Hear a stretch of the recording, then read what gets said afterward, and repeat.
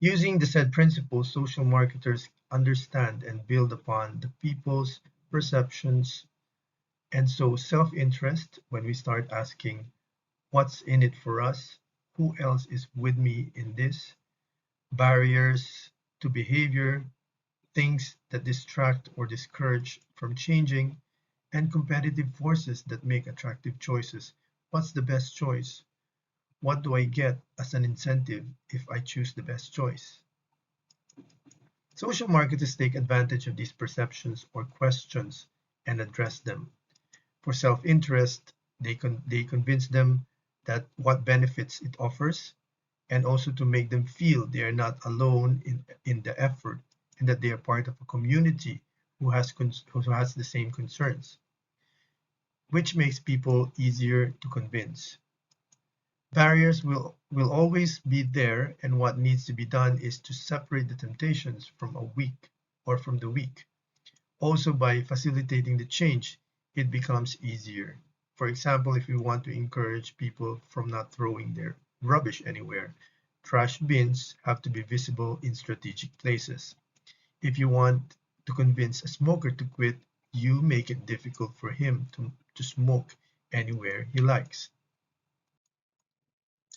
I'd like to use a case study to illustrate more the unique value proposition through a program conducted in Singapore to promote pro-environmental behavior called TREC, or the Transformative Education for Climate Change. It was a study collaborated by various government agencies to residents in a community.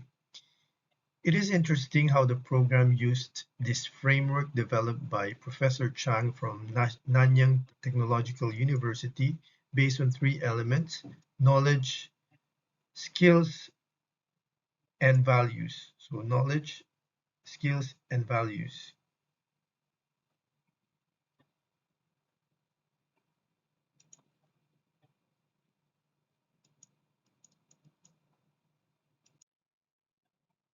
Knowledge is the awareness and the understanding of the specific issue, in this case, practicing pro-environmental ways to save energy in the use of electrical appliances at home.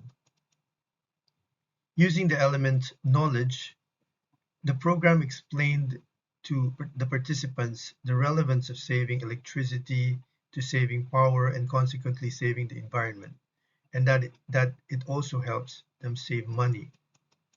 This stage helped the participants understand how to save cost on electricity, such as switching off or unplugging appliances when not in use, and buying appliances that are marked efficient in energy usage.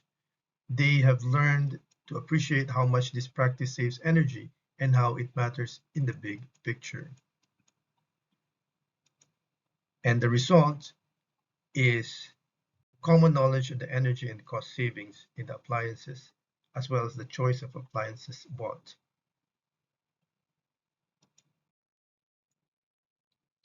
On the element values, which may refer to the belief system and attitudes, people may ask different questions that may vary from a self-benefiting expectation, a concern for one's ability to do it, and to an unconditional interest in helping.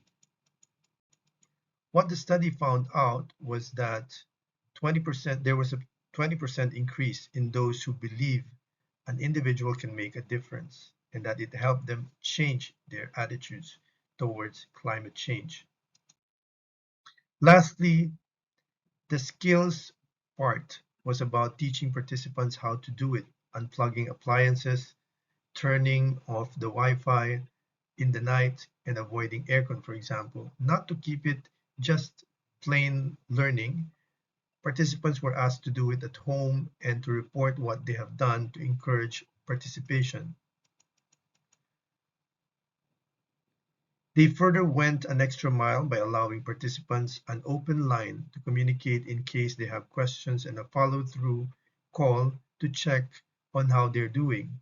All this is a program of watch, practice, do, and repeat.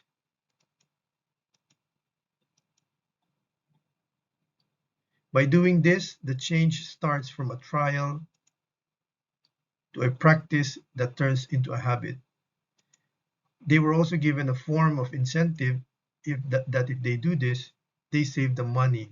And the result? A decrease in utility bills by an average of $5.60. To recap, the study I just shared demonstrates social marketing's unique value proposition, building upon people's perceptions. Social marketers take advantage to address self-interest by providing clearly a benefit, in this case, savings in dollars, as well as a feeling of doing something with the community, their fellow participants, by teaching them exactly what to do, how to unplug, what kind of appliances to buy and to consume more, and so on and so forth. The doubts, the barriers were removed by giving them an attractive set of options, one of which is the benefit of money savings as a concrete and tangible result. Participants were convinced to do something. Now, it got me thinking about social marketing vis-a-vis development communication. Instead of me answering the question, I'd like to throw the questions to you. Is the track program I just shared with you a social marketing program or a development communication program? What is the difference between a social marketing program and a development communication program?